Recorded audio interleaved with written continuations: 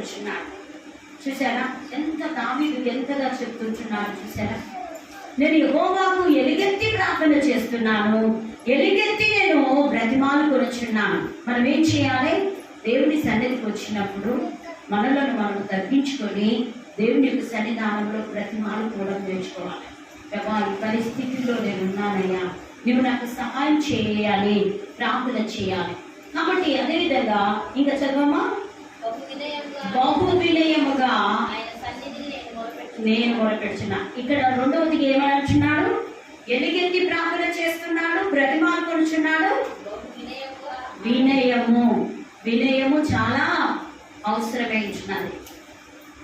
వినయం లేకుంటే మరి గర్వంతో ఉండి నేనేంది దేవుని మరి అని మేము అనుకుంటే, ప్రియ సహోదరి సహోదరులారా, మనకి ఏమీ లాభం ఉండదు. దేవుని యొక్క సన్నిధికి వచ్చినప్పుడు వినయముతో దేవుని యొక్క సన్నిధానంలో వినయముతో ప్రార్థన చేయడము, మరి ప్రార్థన చేస్తూ ఉండాలి.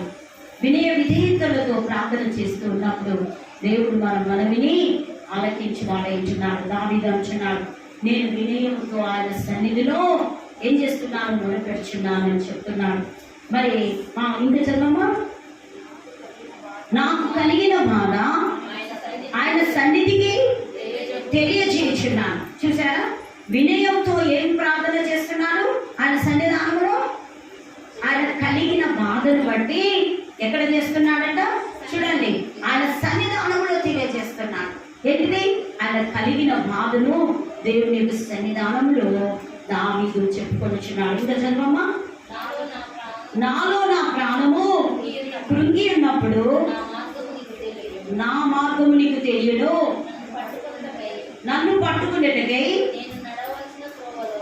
చాలండి, ఇక్కడ చూడండి, నాలో నా ప్రాణము కృంగి ఉన్నప్పుడు నా మార్గము నీకు తెలియను.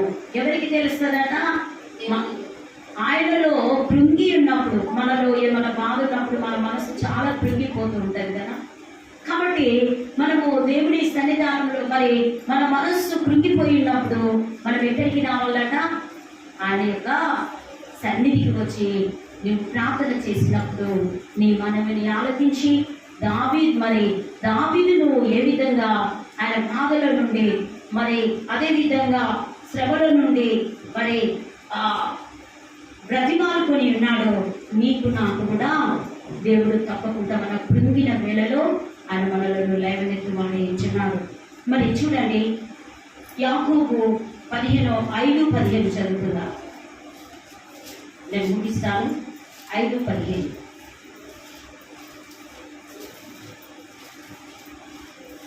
ఏమని అంటున్నాడో చూద్దాం. 5వ అధ్యాయం 15వ వచనం, విశ్వాస సహితమైన ప్రార్థన. ఇక్కడ రోగి స్వస్థత పొందాలంటే విశ్వాసం అనేది చాలా అవసరమైంచున్నారు.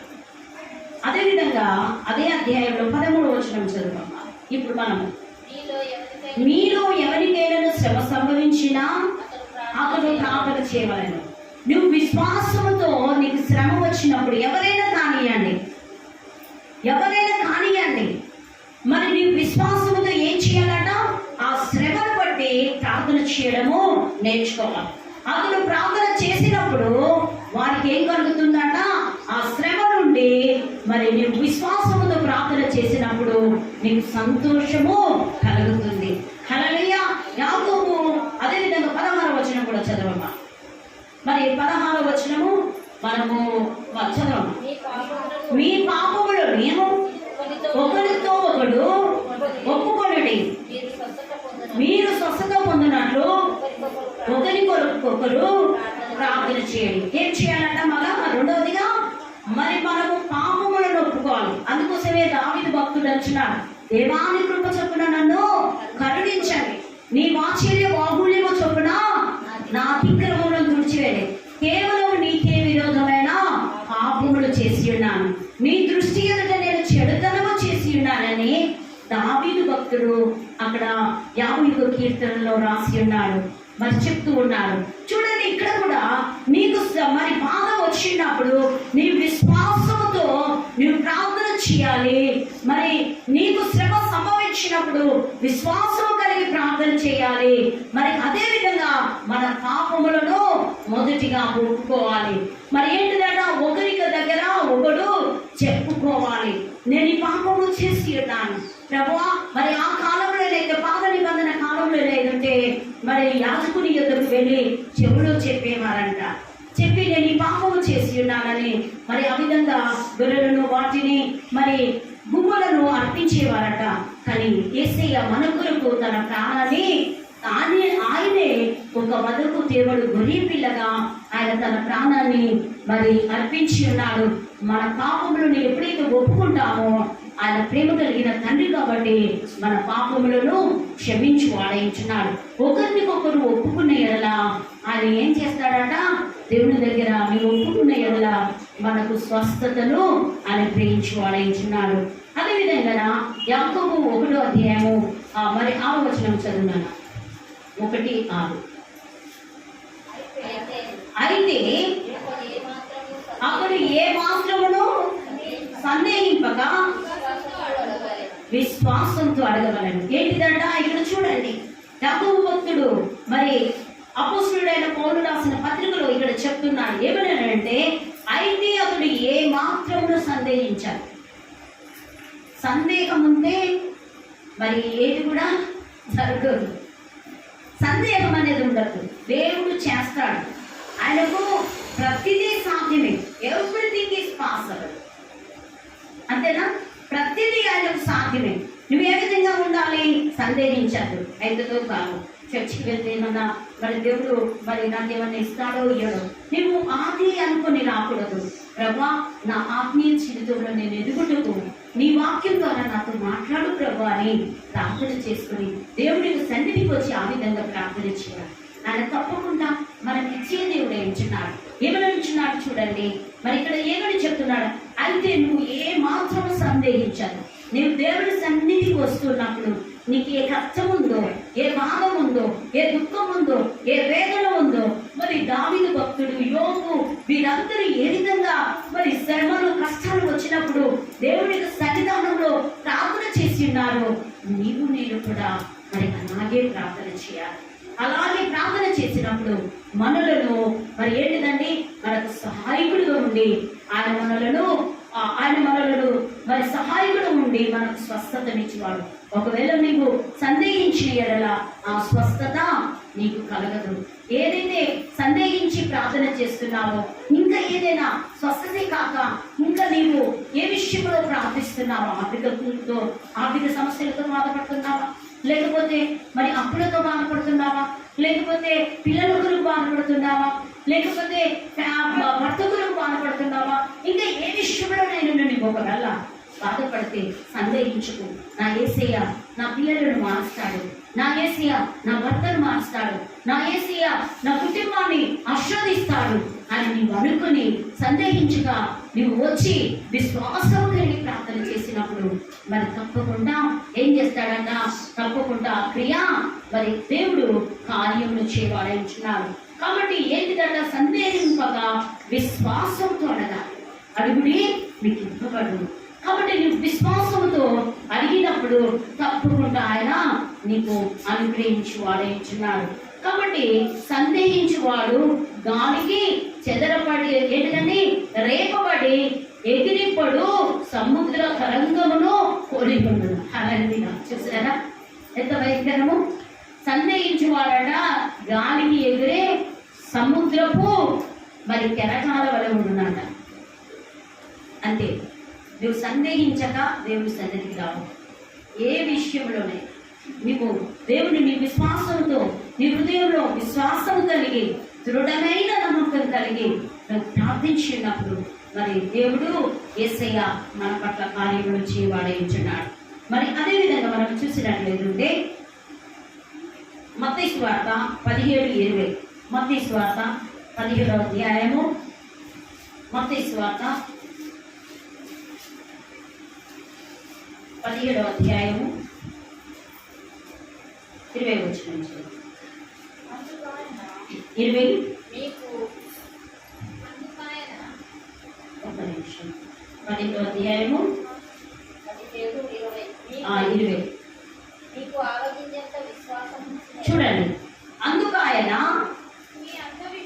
మీ అల్ప విశ్వాసము చేతనే మీకు ఆవగింజంత విశ్వాసం ఉండిన ఎడల ఈ కొండను చూచి అక్కడ నుండి ఇక్కడ నుండి అక్కడికి ఒమ్మనగానే అది పోవును.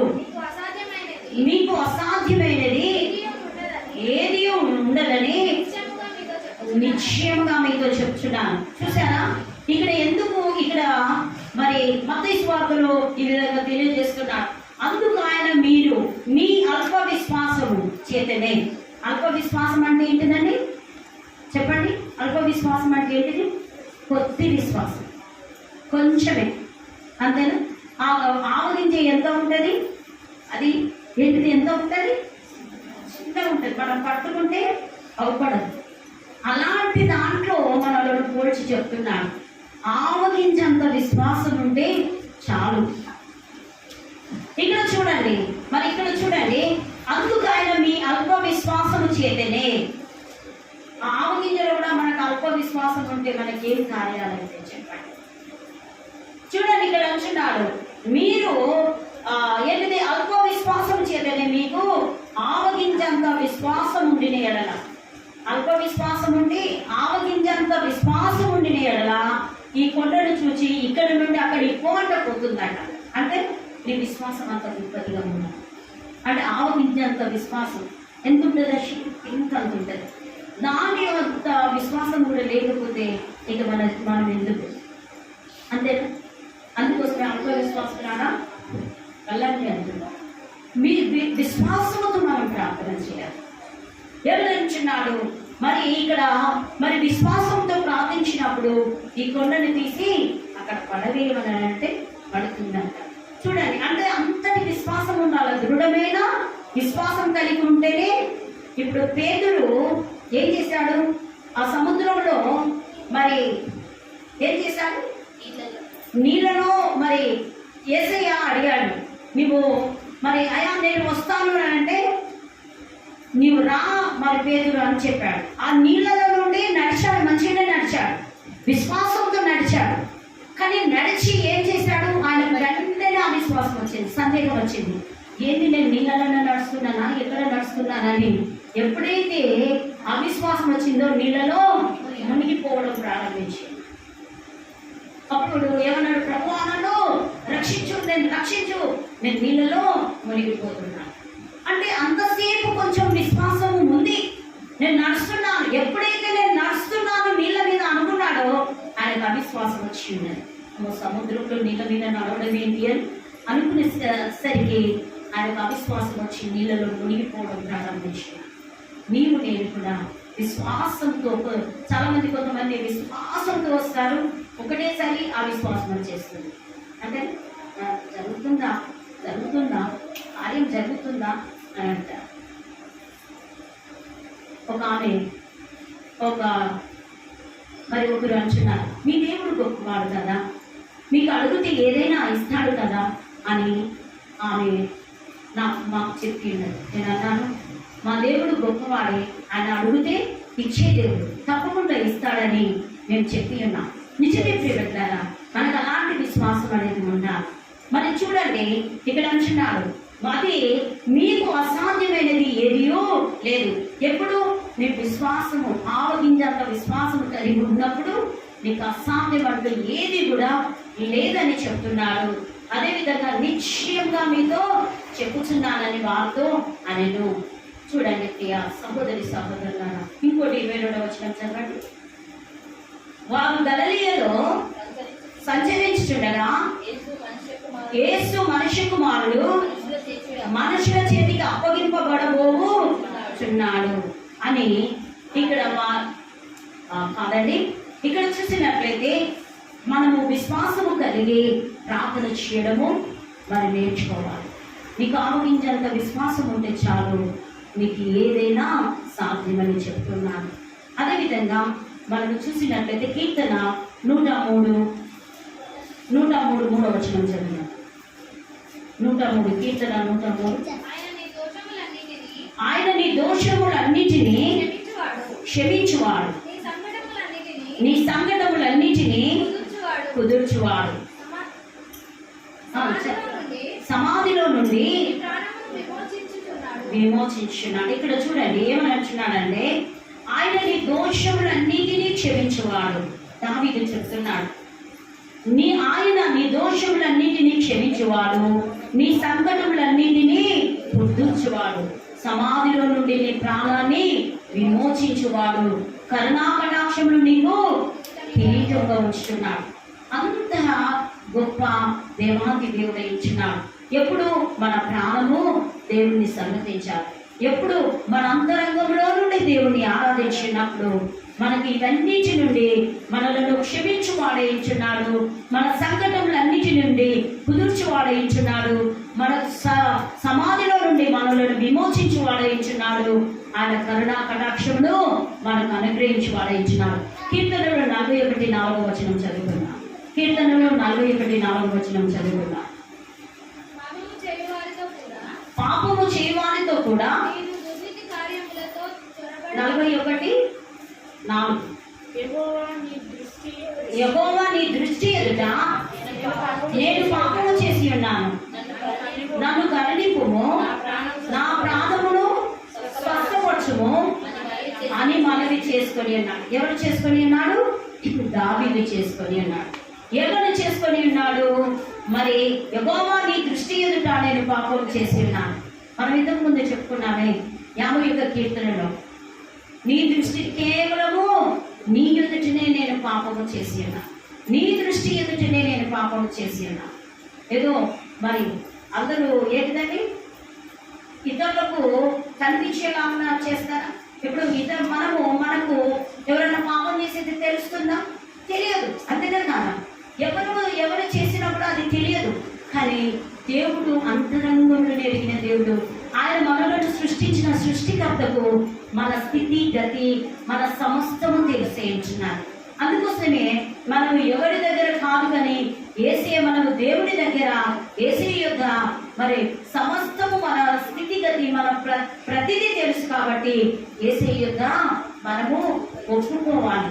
మనం ఏదైతే చేసి ఉన్నామో, ఏ పాపం అయితే చేసి ఉన్నామో, ఏ మాటలైతే మాట్లాడుతున్నామో, వ్యర్థమైన మాటలు మాట్లాడుతున్నామా, లేకపోతే మనం ఇంకేమైనా చేస్తున్నామా, దేవుని ఎదుట మన పాపమును ఒప్పుకోవాలట. ఒప్పుకున్నప్పుడు ఆయన దృష్టి ఎదుట మనము పాపము చేసిన ఎడల మనం ఏం చేయాలట? ఒప్పుకోవాలా. మరి నన్ను కరుణించుము అని వేడుకోవాలా. నా ప్రాణమును స్వస్థపరచు ప్రభువా. నీకేదైనా అనారోగ్యంతో నువ్వు బాధపడుతున్నావా? ఒకవేళ ఆరోగ్యం లేక బాధపడుతున్నావా? ప్రభువా నీవు నన్ను స్వస్థపరచు ప్రభువా, నా పాపముల నుండి విడిపించు ప్రభువా. నీవే స్వస్థపరచు దేవుడు వేయించున్నావు, యెహోవా వేయించున్నావు ప్రభువా. నేను మరి ఏంటిది ఇక్కడ యాకోబు పత్రికలో ఏమని అంటున్నాడు? నీవు రోగిగా ఉన్న ఎడల నువ్వేం చేయాలి? మరి నువ్వు ప్రార్థన చేయాలి. నీవు దేవుని యొక్క సన్నిధానంలో నీవు ప్రార్థన చేసి ఉన్నప్పుడు దేవుడి నీ మనవిని ఆలోచించేవాడు. నువ్వు విశ్వాస సహితమైన ప్రార్థన చేసినప్పుడు ఆ రోగి స్వస్థత పడును. నీ విశ్వాసంతో నీవు ఎవరికైనా నీ కుటుంబంలో కానీ నీవు విశ్వాసము కలిగి ప్రార్థన చేసినప్పుడు, యేసయ్య మీరు బలహీనతతో ఉన్నారు, మీరు అనారోగ్యంతో ఉన్నారు, యేసయ్య వీరిని ముట్టి స్వస్థత దయచే ప్రభు అన్నప్పుడు దేవుడు తప్పకుండా వారిని ముట్టి స్వస్థతనిచ్చి వాడేయించున్నాడు. మన పట్ల కూడా మనకు ఏదైనా అనారోగ్యంగా ఉన్నప్పుడు, రోగిగా ఉన్నప్పుడు మీ విశ్వాసంతో ప్రార్థించినప్పుడు తప్పక మరి యొక్క యాకోబు 5:15 ఏ విధంగా స్వస్థతను దేవుడు ఇచ్చి ఉన్నాడో అదే విధంగా మనకు కూడా ఇచ్చి వాడేయించున్నాడు. ఇటు వాక్యాన్ని మన వెంకిలో దేవుడు దీవించి ఆస్వాదించుగాక. ఆమె మనం లేచి నిలబడి దేవుని స్తుతిస్తాం. ప్రభువా నీకు వందనాలయ్యా. ఏ స్వస్థత లేనైనా నాకు స్వస్థత దయచే ప్రభువా అని మరి ప్రార్థన చేస్తాం. యేసయ్యా